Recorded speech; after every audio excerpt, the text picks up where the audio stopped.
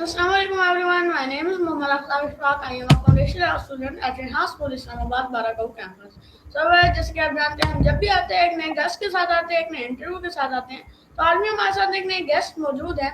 इनका नाम है मोहम्मद अली। तो आज हम इनसे चंद सवाल करेंगे, इनकी लाइफ जाने के बारे में कोशिश करेंगे। सबसे पहले अस्सलाम वालेकुम। वालेकुम अस्सलाम। जी कैसे हैं आप? अल्लाह का शुक्र, आप सुनाएं ठीक हैं? जी अल्हम्दुलिल्लाह मैं भी ठीक। फर्स्ट ऑफ ऑल आप अपना छोटा सा इंट्रोडक्शन करा दें ताकि हमारे जो व्यूअर्स आपको नहीं जानते वो जान सकें। मेरा नाम डॉक्टर अली है और मैं पोल्ट्री इंडस्ट्री से रिलेटेड हूँ। मेरा काम बेसिकली पोल्ट्री मेडिसिन का है। ओके, मेरा आपसे फर्स्ट क्वेश्चन ये है कि आपने अपना बिजनेस कैसे शुरू किया? मैंने ये काम शुरू किया था आज से 15 साल पहले। जी मेरी स्टडी भी जो है वो सारी पोल्ट्री रिलेटेड थी, तो मैं इसीलिए फिर इसी फील्ड में मैंने आना बेहतर समझा। जी ओके, सो आपने तालीम कहाँ से हासिल की? कौन सी तालीम पूछ रहे हैं? मतलब क्लासेस वगैरह, स्कूल, आपने कोई कॉलेज वगैरह, यूनिवर्सिटी मेरी वगैरह? मेरी मेरी बेसिक स्कूल एजुकेशन जो थी वो जहानिया से ही थी। कॉलेज जो जी था वो भी जहानिया से ही था। फिर उसके बाद बहाउद्दीन ज़िक्रिया यूनिवर्सिटी मुल्तान से मैंने जो है अपनी ग्रेजुएशन मुकम्मल की। ओके, सो मेरा आपसे नेक्स्ट क्वेश्चन ये होगा कि अब आप कहाँ रहते हैं? मैं जहानिया सिटी से बिलोंग करता हूँ, Jahanian city district Khanewal. Okay, so आपको इस फील्ड में दिलचस्पी क्यों है? दिलचस्पी मेरी क्योंकि मेरी स्टडी पोल्ट्री रिलेटेड थी, जी तो इसलिए फिर इसमें दिलचस्पी पैदा हो गई। ओके, सो मेरा आपसे नेक्स्ट क्वेश्चन ये है कि आपको अपना बिजनेस शुरू करने में सबसे बड़ी मुश्किल क्या हुई? बिजनेस शुरू करने में सबसे ज़्यादा जो मुश्किल थी वो फाइनेंस की थी। किस चीज़ की? फाइनेंस की, पैसों की। ओके, सो मेरा आपसे नेक्स्ट क्वेश्चन ये होगा कि आपके नज़दीक कामयाबी का मतलब क्या है? कामयाबी आपके नज़दीक क्या चीज़ है कामयाबी? कामयाबी देखें, किसी एक चीज़ पे इन्हिसार नहीं होता कामयाबी का। कामयाबी बहुत सारी चीज़ों पे डिपेंड करती है। एक तो आप जो काम कर रहे हैं उस फील्ड से आप लॉयल हों, अपने काम से लॉयल हों। उसके बाद आप में ऑनेस्टी हो। जब भी आप ओके कोई काम बिल्कुल लॉयल्टी से करेंगे, ऑनेस्टी से करेंगे, तो फिर अल्लाह की रहमतें, बरकतें, सारा कुछ आपके साथ होता है और सारे रास्ते आपको खुले ही मिलते हैं। ओके, क्या आपको पोल्ट्री का पहले तजुर्बा था, किसी मतलब थोड़ा बहुत भी तजुर्बा हो? नहीं, पहले मेरा कोई तजर्बा नहीं था पोल्ट्री का। मेरी फर्स्ट फील्ड ही पोल्ट्री थी और पोल्ट्री फील्ड में आने के बाद मुझे पता चला है पोल्ट्री रिलेटेड सारी चीज़ों का। ओके, सो मेरा आपसे नेक्स्ट क्वेश्चन ये है कि ब्रॉयलर और लेयर में क्या फ़र्क होता है? ब्रॉयलर बेसिकली हम जो गोश्त खाते हैं उस मुर्गी को ब्रॉयलर कहते हैं, और जो जी लेयर, जिस मुर्गी का हम अंडा खाते हैं, वाइट एग्स कहते हैं जिनको, वो जो है वो लेयर मुर्गी देती है। ओके, सो मुर्गियों की खुराक में क्या क्या शामिल होता है? मुर्गी की खुराक में बहुत सारी अजनास शामिल होती हैं, जैसे गंदम हो गई, मकई हो गई, राइस हो गए। उसके अलावा बहुत सारी मेडिसिन शामिल होती हैं, जैसे क्योलिन हो गई, लाइसिन हो गई, मिथाइलिन हो गई, मल्टी वाइटामिन हो गए, मिनरल्स हो गए। फिर इसमें फिश मील शामिल होता है प्रोटीन को पूरा करने के लिए, और कुछ ऑयल शामिल होते हैं जैसे सोयाबीन ऑयल टाइप। ओके, सो मेरा आपसे नेक्स्ट क्वेश्चन ये होगा कि मुर्गियों की बीमारी का आपको कैसे पता चलता है? अभी आपको कोई अंदाजा हो जाता है पहले, या किस तरह मतलब मुर्गियों में आप बीमारी आएगी? देखिए, मुर्गी में बीमारी आने से पहले का तो नहीं पता होता, लेकिन जब बीमारी आती है ना तो हर बीमारी के अपने कोई सिम्टम्स होते हैं जिनको हम निशानियां कहते हैं। जी जी जी जानी हम बता। जब मुर्गी को खोलते हैं, जब उसका पोस्टमार्टम करते हैं, तो हम उनमें जो उसके सिम्टम्स होते हैं बीमारी के, हम उससे जज करते हैं कि इसको कौन सी बीमारी है। फिर जब कोई ना समझ आए तो फिर हम उसको लैब में रेफर करते हैं कि वहां से लैब टेस्ट हो जाए, फिर कंफर्म हो जाए कि कौन सी बीमारी है उसकी। ओके, अगर मुर्गी खाना ना खाए तो क्या करना चाहिए हमें? मुर्गी ना खाए तो जी जी देखें, प्रोटीन हमारे जिस्म की बेसिक ज़रूरत है। अगर हम कोई बंदा मुर्गी खाना पसंद नहीं करता, वो मुर्गी नहीं खाता, तो उसके अल्टरनेटिव प्रोटीन के बहुत सारे सोर्स हैं, जैसे मटन हो गया, फिश हो गई, बीफ हो गया, एग्स हो गए। फिर अगर ये भी कोई ना खाए तो फिर सब्जियों में जैसे रेड बीन्स हैं, उससे हमें प्रोटीन मिलती है। जो दालें हैं हमारी, उनसे प्रोटीन मिलती है। तो फिर हमें उन सोर्सेज की तरफ जाना पड़ता है। ओके, सो मेरा आपसे नेक्स्ट क्वेश्चन ये होगा कि आप हमें बताएं, टेम्परेचर, ये जो पोल्ट्री फार्म का टेम्परेचर होता है, ये कैसे कंट्रोल होता है? पोल्ट्री फार्म का जो टेम्परेचर होता है, इसमें बेसिकली दो चीजें शामिल होती हैं। एक फैन और दूसरी साइड पे होते हैं पैड, कूलिंग पैड कहते हैं उनको। जी। एक एक साइड से कूलिंग पैड जो होते हैं उन पे मुसलसल पानी शावर हो रहा होता है, और दूसरी साइड से जो फैंस लगे होते हैं वो हवा को खींच रहे होते हैं। जब वो कूलिंग पैड से होके गुजरती है, पानी वाले ठंडे कूलिंग पैड से, तो वो ठंडी हो जाती है। इसी तरीके से हम जो है टेम्परेचर कंट्रोल करते हैं कंट्रोल शेड में। ओके, सो मेरा आपसे नेक्स्ट क्वेश्चन ये होगा, अगर मतलब जैसे लाइट होती है वो जाती है, अगर लाइट चली जाए तो फिर आपके फैन बंद नहीं होंगे, तो टेम्परेचर देखें, भी कम होता रहेगा। हर शेड पे लोड शेडिंग का तो इशू होता है, लेकिन इसमें यह है कि दो चीजें जो है वो लोड शेडिंग को कंट्रोल करने के लिए इस्तेमाल की जाती हैं। फर्स्ट ऑफ ऑल तो जनरेटर्स होते हैं। फिर सेकंड ऑप्शन जो होती है वो सोलर सिस्टम होता है। फिर जब लाइट चली जाती है तो हम जनरेटर को यूज करते हैं, या फिर सोलर सिस्टम के थ्रू जो है हम वो फैंस और वो पैड जो है वो ऑपरेट करते हैं।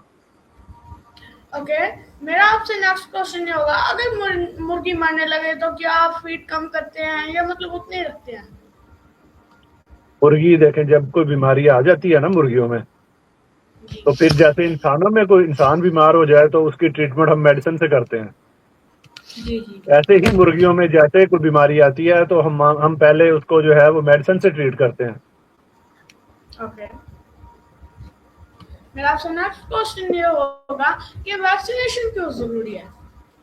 वैक्सीनेशन देखें, वैक्सीनेशन इसलिए ज़रूरी है, ये होता है कुछ चीज़ें ऐसी होती हैं जो इन्फेक्शन काज करती हैं, जैसे जर्म्स होते हैं, वायरस हो गया, बैक्टीरिया हो गया, ये कोई भी इन्फेक्शन जो है वो काज करते हैं।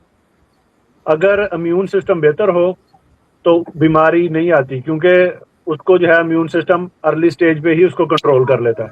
वैक्सीनेशन का मकसद ये होता है कि इम्यूनिटी डेवलप करना, इम्यून सिस्टम को उस बीमारी के लिए, बीमारी आने से पहले ही तैयार कर लेना। वैक्सीन का ये असल में ये मकसद होता है। ओके, सो मेरा आपसे नेक्स्ट क्वेश्चन ये होगा कि फार्म में जरासीम से बचाव कैसे होता है? फार्म में जरासीम से बचाव का जो बेहतरीन तरीका है वो है बायोसिक्योरिटी।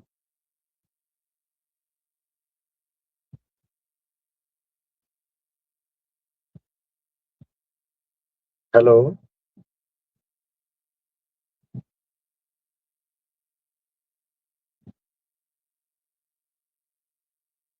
हेलो,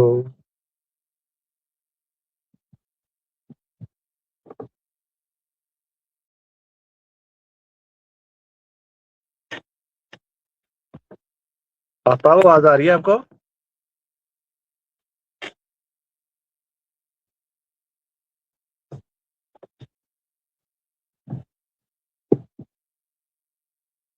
हेलो,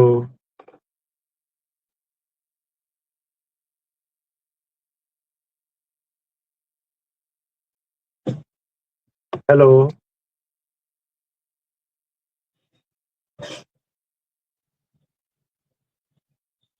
सबसे जरूरी होती है, उसको कहते हैं बायोसिक्योरिटी।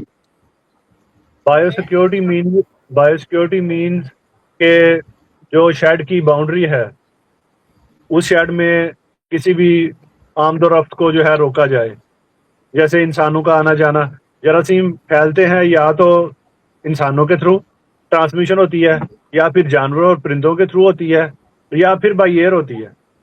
बाई एयर तो हम रोक नहीं सकते, लेकिन हम अपने शेड की जो बाउंड्री वाल है उसको हम बंद कर देते हैं लोगों के आने जाने के लिए, ताकि वो बाहर के जरासीम जो है वो अंदर ना ला सकें। और दूसरा, जानवरों से प्रोटेक्ट किया जाए, जानवर अंदर ना आ सकें। जिससे वो जरासीम फैल सकें शेड में।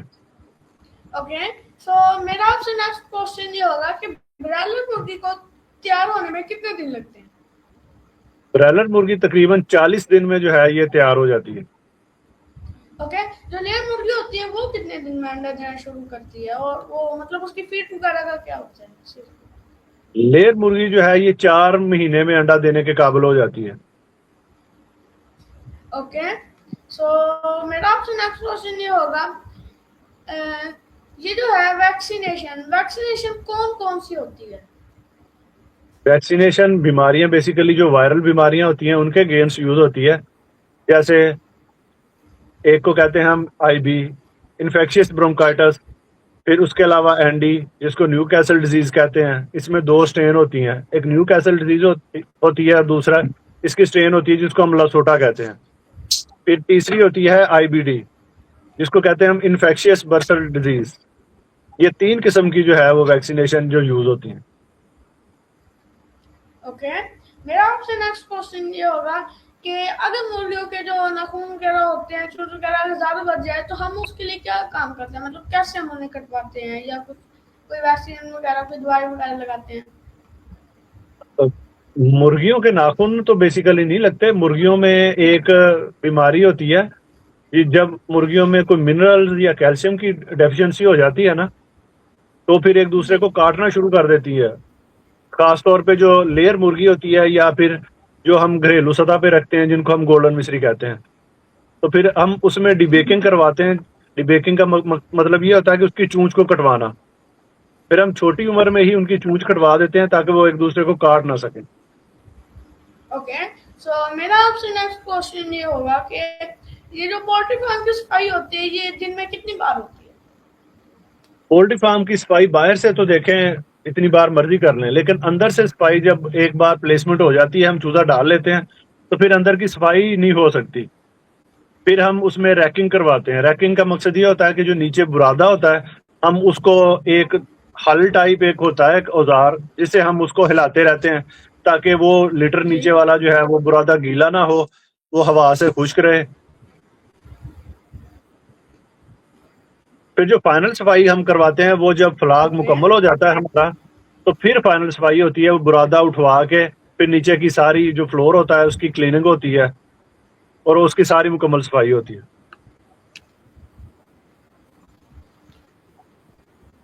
ओके, सो जो पानी के बर्तन होते हैं और फीड के बर्तन होते हैं उनकी सफाई कैसे होती है? अच्छा, जो फीड और पानी के बर्तन होते हैं वो हम प्लेसमेंट से पहले कर लेते हैं, ये सारे इंतजाम जब चूजा आने से पहले। फिर जब चूजा आ जाता है तो फिर वो, ओके। जब तक फ्लाक हमारा मुकम्मल नहीं होता तब तक वो उनकी सफाई नहीं होती। फिर जब फ्लाक हमारा 40 दिन में मुकम्मल हो जाता है, फ्लाक हमारा उठ जाता है, फिर ही हम फ्लोर की भी और जो जितने बर्तन होते हैं फिर उनकी सफाई जो है वो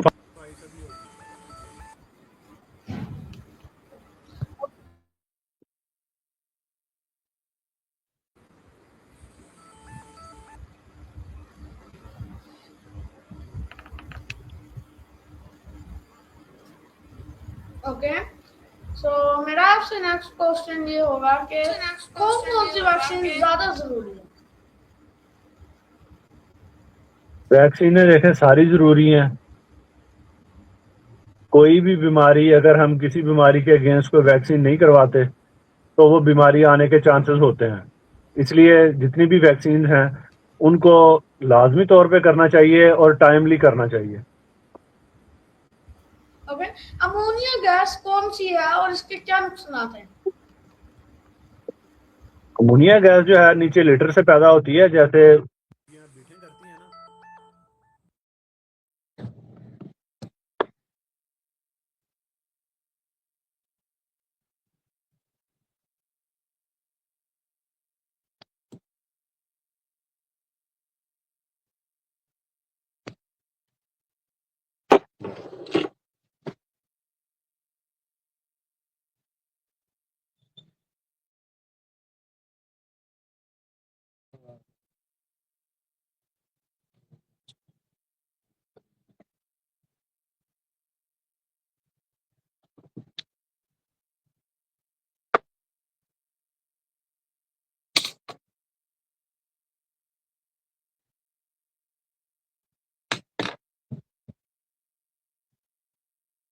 ये बात सेटिंग करती लाजमी नेट में ना।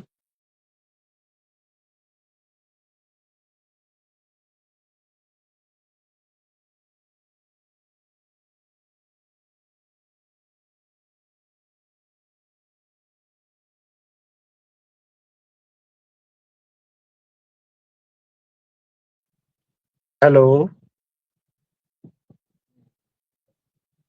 आफ्ताब।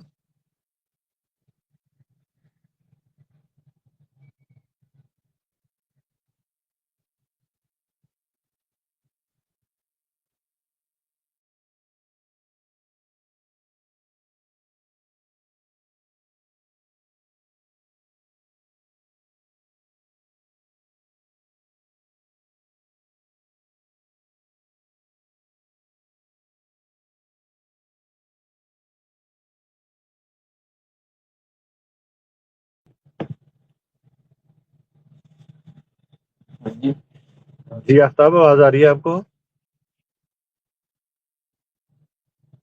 हेलो। हाँ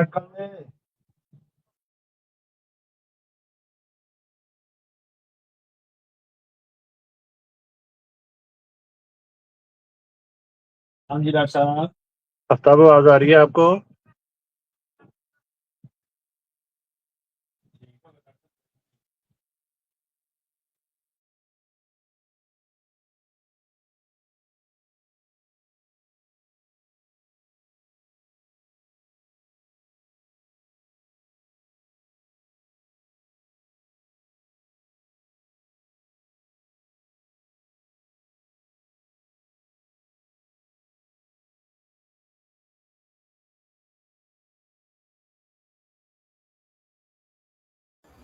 सो मेरा आपसे नेक्स्ट क्वेश्चन ये होगा कि आप पानी की क्वालिटी कैसे चेक करते हैं?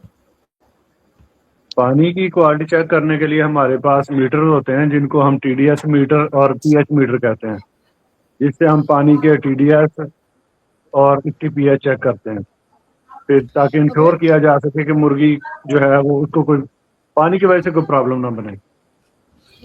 नाइस। सो मेरा आपसे नेक्स्ट क्वेश्चन ये होगा कि फीड जो स्टोर करने के लिए मतलब आप किस चीज का यूज करते हैं? मतलब कोई कमरा, कोई और चीज, मतलब क्या चीज, कौन सी जगह आप फीड स्टोर करते हैं? हर शेड में एक डेडिकेटेड रूम होता है जिसको हम फीड रूम कहते हैं। जी। उसी में फीड जो स्टोर की जाती है और वहीं से एक हापर होता है जहाँ से हम वो फीड खोल के उस हापर में डाल देते हैं, जहाँ से लाइनों के थ्रू शेड में ट्रांसफर होती है फीड। ओके, पानी की लाइन को आप कैसे साफ करते हैं? पानी की लाइनों को हम हाइड्रोजन से साफ करते हैं। जब फ्लास्क हमारा एंड हो जाता है तो उसके बाद हम पानी की लाइनें आधी आधी फिल करके उसमें हम पानी के साथ हाइड्रोजन मिक्स कर देते हैं, जिससे लाइनों के ओके। अंदर जितनी भी बायोफिल्म होती है, बैक्टीरियल बायोफिल्म जिसको हम कहते हैं, वो सारी रिमूव हो जी। जाती है। वो पानी तकरीबन वो 5-6 घंटे वहाँ उसमें खड़ा रहता है। उसके बाद हम जो पानी को रिमूव करते हैं तो उसके साथ ही वो सारा गंदगी जो है वो रिमूव हो जाती है। ओके, मेरा आपसे नेक्स्ट क्वेश्चन ये होगा कि मार्केट के लिए मुर्गी कब तक तैयार हो जाती है? मार्केट के लिए मुर्गी तकरीबन 40 दिन में तैयार हो जाती है, जिसका एवरेज वेट तकरीबन 2.5 से 3 किलो हो जाता है। ओके। सो आप जो अंडे होते हैं उनकी पैकिंग कैसे करते हैं? अंडों की पैकिंग बेसिकली आमतौर पे जो होती है, जो लोकली सेल होते हैं, उसकी ट्रेज होती हैं गत्ते की, जो गत्ता फैक्ट्री में तैयार होते हैं। उसमें पैकिंग होती है जिसको हम पेटी के हिसाब से पैक करते हैं। पेटी में तकरीबन 360 अंडे होते हैं और क्रेट में तकरीबन 30 अंडे होते हैं। और जो हम बाकी मार्केट में, मतलब अच्छी मार्केट में जो सेल होती हैं, वो वहाँ से फिर एग ले जाके पॉलिशिंग यूनिट में जाता है, वहाँ से उसकी वॉशिंग होती है, उसकी पॉलिशिंग होती है, फिर उसके ऊपर एक्सपायरी डेट जो है वो सारी कंप्यूटराइज प्रिंट होती है। फिर उसके बाद उसके जो है वो प्लास्टिक के ट्रेज होती हैं, 6 की पैकिंग में और 12 की पैकिंग में, उनमें पैक करके लेबलिंग करके वो फिर अच्छी मार्केट्स में और एक्सपोर्ट किए जाते हैं वो। ओके, सो मेरा आपसे लास्ट क्वेश्चन ये होगा कि एक अच्छा पोल्ट्री फार्म कैसे होता है? अच्छा पोल्ट्री फार्म सबसे पहले तो जिसकी मैनेजमेंट अच्छी है, जिसमें बायोसिक्योरिटी अच्छी है, जिसमें प्रॉपर अच्छी फीड और अच्छा चूजा प्लेस किया जाता है, वही फार्म अच्छा फार्म गिना जाता है। ओके, सो हमारे इंटरव्यू का टाइम एंड हो रहा है, आप हमारे व्यूअर्स को लास्ट एडवाइस दे दें। लास्ट एडवाइस ये है कि जो भी काम करें, अमानतदारी से, दयानतदारी से और डेडिकेशन के साथ करें। बाकी इंशाल्लाह कामयाबी आपका मुकद्दर होगी। ओके, सो ये था आज का हमारा इंटरव्यू। मिलते हैं नेक्स्ट इंटरव्यू के साथ, तब तक के लिए अल्लाह हाफिज। पाकिस्तान जिंदाबाद। जिंदाबाद।